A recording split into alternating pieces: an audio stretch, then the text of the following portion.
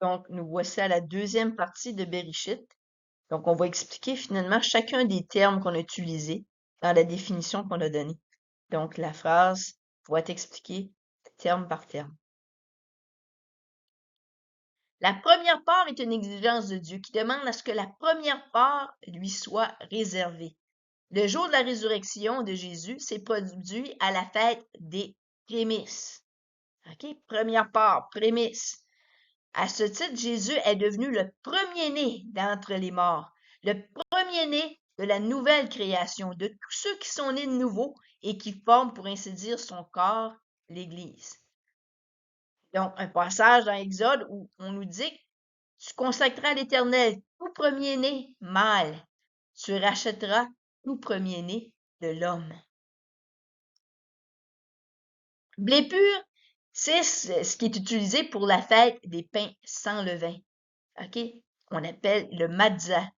C'est fait uniquement de farine de blé et d'eau, symbolisant la pureté par l'absence de péché, OK? Qui était symbolisé par le levain. Jésus a dit être le pain de vie descendu du ciel, la source d'eau vive. Ces symboles ont donc été établis avant même que débute la création. Jésus leur dit, c'est moi qui suis le pain de vie. Celui qui vient à moi n'aura jamais faim, et celui qui croit en moi n'aura jamais soif. Jean 6, verset 35. Le Fils. Jésus est le Fils unique venu du Père. Il est le co-créateur, celui pour qui nous avons été créés. Chose étonnante, le monde a été fait par lui et ne l'a pas reconnu. Il est venu chez les siens et ceux-ci ne l'ont pas reçu. Mais à tous ceux qui l'ont accepté, il donne la possibilité de devenir enfants de Dieu, étant nés de l'Esprit. Donc, Jean chapitre 1, verset 10 à 13, qui est abrégé. Donc, qui est monté au ciel et qui en est descendu?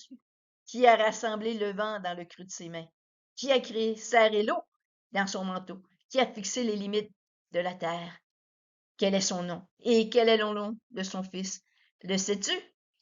Donc, c'est une devinette qui nous est posée dans Proverbes, chapitre 30, verset 4. Jésus, origine du royaume des cieux. Il vient de la maison de Dieu. Il n'a pas pris existence sur terre. Il était avant même qu'Abraham, père de la nation d'Israël, fût. Personne n'est monté au ciel, sinon celui qui est descendu du ciel, le Fils de l'homme. En effet, je suis descendu du ciel pour faire non pas ma volonté, mais celle de celui qui m'a envoyé. Vous êtes d'en bas, moi, je suis d'en haut. Je suis sorti du Père et je suis venu dans le monde. Jésus nous dit, il y a beaucoup de demeures dans la maison de mon Père. Si ce n'était pas le cas, je vous l'aurais dit. Je vais vous préparer une place. Donc, il vient de la maison de Dieu et il nous prépare une place dans la maison de son Père, dans le royaume des cieux. Donc, avant que débute l'acte de création, Jésus a été appointé pour le rachat. Si l'homme venait à faillir, il devait accepter d'en faire l'expiation. Telle était la condition du Père pour procéder à la création. Le plan du salut est antérieur à la création. Le Fils a été désigné, préparé, aimé, envoyé avant que le monde existe. Et le sacrifice arrêté avant que l'homme ne soit créé. Le Fils accepte cette mission hors de l'espace-temps, avant même que le temps soit créé. Donc, l'agneau offert en sacrifice, et ce, dès la création du monde. C'était une condition. Si le Fils n'aurait pas accepté, finalement, les conditions de venir mourir pour la création, si elle venait à pécher, il n'y aurait pas eu de création. Il devait accepter, finalement, mourir pour sa création avant même la création débute. C'était une condition qui a été fixée par le Père. Les ronces, malgré la malédiction d'Adam, s'accompagnait de ronces et que la malédiction est tombée sur Jésus, celui-ci a porté les ronces sur sa tête, comme couronne d'épines. Il a repris le sacrifice d'Isaac en remplaçant le bélier pris par les cornes dans le buisson.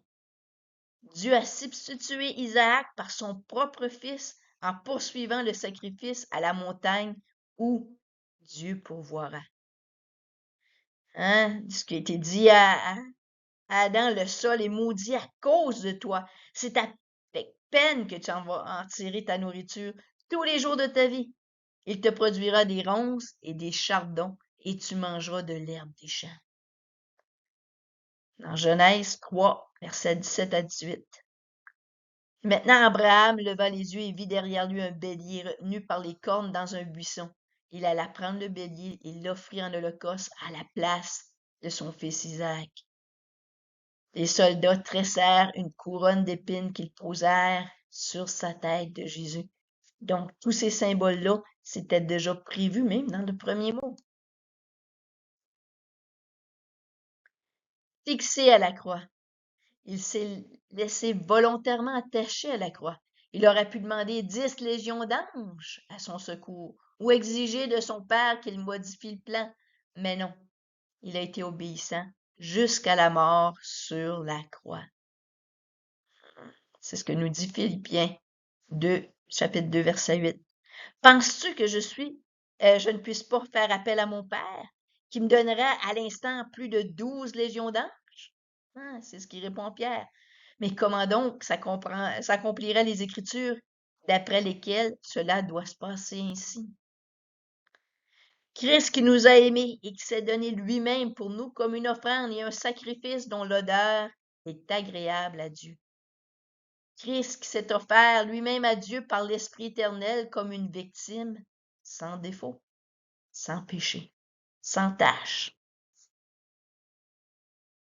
La main de Dieu, la malédiction qui nous donne la paix est tombée sur lui. Telle était la volonté de Dieu à son égard. Les hommes ont crucifié Jésus, mais c'est la main de Dieu qui a ordonné, permis et dirigé l'événement dans son plan éternel. Cet homme vous a été livré suivant le projet défini et la préscience de Dieu, selon Acte 2, 23. Jésus que tu as consacré par onction, ils ont accompli tout ce que ta main et ta volonté avaient décidé d'avance. Acte 4, versets 27 et 28. L'Éternel a voulu le briser par la souffrance. Si tu fais de sa vie un sacrifice de culpabilité, il verra une descendance. Vivra longtemps et la volonté de l'Éternel sera accomplie par son intermédiaire. Donc c'est un appel à nous de le recevoir pour que lui puisse voir une descendance.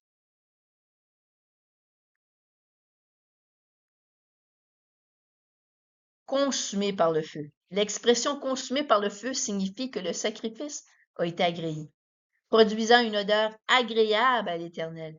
C'est ainsi qu'est considéré le sacrifice de Jésus. C'est un holocauste, un sacrifice brûlé au feu, dont l'odeur est agréable à l'Éternel. Et c'est en raison de cette volonté que nous avons été rendus saints, par l'offrande du corps de Jésus, une fois pour toutes. Ses yeux étaient comme une flamme de feu, ses pieds étaient semblables à du bronze ardent, comme s'ils avaient été embrasés dans une fournaise. Et vivez dans l'amour suivant l'exemple de Christ, qui nous a aimés et qui s'est donné lui-même pour nous, comme une offrande et un sacrifice dont l'odeur est agréable à Dieu. L'épreuve du feu. Donc, qu'est-ce qu'on entend? C'est un concept biblique auquel sera soumis tous les croyants. C'est ainsi que le processus de purification est complété. Ainsi, la valeur éprouvée de votre foi, beaucoup plus précieuse que l'or, qui est périssable et que l'on soumet pourtant à l'épreuve du feu. Je mettrai ce tiers dans le feu et je le purifierai comme on purifie l'argent. Je l'éprouverai comme on éprouve l'or. Il vous baptisera du Saint-Esprit et de feu, le dernier baptême à laquelle on est appelé à recevoir. L'œuvre de chacun sera dévoilée. Le jour du jugement le fera connaître, car il sera révélé par le feu et l'épreuve du feu indiquera ce que vaut l'œuvre de chacun. Si l'œuvre que quelqu'un a construite sur le fondement subsiste, il recevra une récompense. Toutefois, si son œuvre brûle, il perdra sa récompense. Lui-même sera sauvé, mais comme au travers d'un feu. Don. Jésus est considéré comme un don du Père fait aux hommes. C'était la seule façon de sauver l'humanité des conséquences du péché. c'est-à-dire la mort. Jésus lui répondit, si tu savais quel est le cadeau de Dieu et qui est celui qui te dit, donne-moi à boire. Lui qui n'a pas épargné son Fils, mais l'a donné pour nous tous. Voici comment l'amour de Dieu s'est manifesté envers nous. Dieu a envoyé son Fils unique dans le monde afin que par lui, nous ayons la vie. En effet, Dieu a tant aimé le monde qu'il a donné son Fils unique afin que quiconque croit en lui ne périsse pas, mais ait la vie éternelle. Donc Jésus est un don. Jésus accomplit les exigences de la première alliance. Okay? Il obtient ainsi la vie et établit une nouvelle alliance selon laquelle le salut peut être obtenu. Okay? Dans la première alliance, hein? Donc, qui de vous me convaincra de péché, mais vous respecterez mes prescriptions et mes règles, l'homme qui les mettra en pratique vivra par elles. Donc, la vie, elle est obtenue pour celui qui allait obéir à tous les commandements. OK? Et c'est seulement Jésus qui a réussi à le faire. Ne croyez pas que je suis venu pour abolir la loi ou les prophètes. Je suis venu non pour abolir, mais pour accomplir. Dieu a envoyé son Fils, né d'une femme, né sous la loi, pour acheter ceux qui étaient sous la loi, afin que nous recevions le salut d'enfants adoptifs. Mais Dieu a brisé le lien de la mort. Il l'a ressuscité parce qu'il n'était pas possible que la mort le retienne. Jésus possède un service bien supérieur et ce, d'autant plus qu'il est le médiateur d'une meilleure alliance, fondée sur de meilleures promesses. Hein? Celui qui croit en lui ne sera pas confondu. Établi chef, parce qu'il a obéi et a été trouvé fidèle en toutes choses, Dieu a établi Jésus comme chef du salut de l'Église, de la nouvelle création et de toutes choses. Il a tout mis sous ses pieds. Il l'a donné pour chef suprême à l'Église. Il est la tête du corps qu'est l'Église. Christ est le chef de l'Église, qui est son corps et dont il est le sauveur. Dieu l'a élevé à sa droite comme prince et sauveur pour donner à Israël la repentance et le pardon des péchés. En effet, celui pour qui et par qui toute chose existe voulait conduire à la gloire beaucoup de fils. Il lui convenait donc de qualifier parfaitement par des souffrances l'auteur, le chef de leur salut. Donc, prédestiné. Donc, ce qu'on voit, c'est qu'au commencement, avant même qu'on parle de la création, avant que Dieu crée, avant même que le mot créer soit mentionné, dans les Écritures, Jésus a été prédestiné comme sacrifice afin de nous racheter. La science infinie de Dieu. Si nous revenons au discours sur le chemin d'Emmaüs, où Jésus mentionne « Ne fallait-il pas que le Messie souffre ces choses et qu'il entre dans sa gloire ?» Nous pouvons affirmer que les souffrances de Christ ont été prophétisées, tout comme son entrée dans sa gloire, en tant que chef de toute la création, et ce, dès le premier mot de la Bible. Tout comme dans les écrits des prophètes, on retrouve tous ces éléments-là. Bien que nous n'ayons pas les détails de ce que Jésus a enseigné ce jour-là, nous comprenons que les concepts ont été intégrés dans le Nouveau Testament. Ce que l'œil n'a pas vu, ce que l'oreille n'a pas entendu, ce qui n'est pas monté au cœur de l'homme, Dieu l'a préparé pour ceux qui l'aiment. Donc, ça termine notre série sur Bereshit. Donc, on a vu finalement que dans un seul mot, on était capable de voir la prédestination de Christ qui est venu mourir pour nous.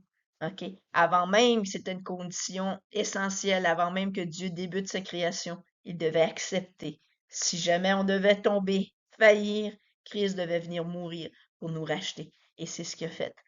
Donc, on a un sauveur qui est venu accomplir finalement tout ce qui était prévu, donc il a respecté ses engagements. Donc, je vous invite à continuer à me suivre sur le chemin d'Emmaüs avec notre prochaine étude qui parle de la création. À plus tard.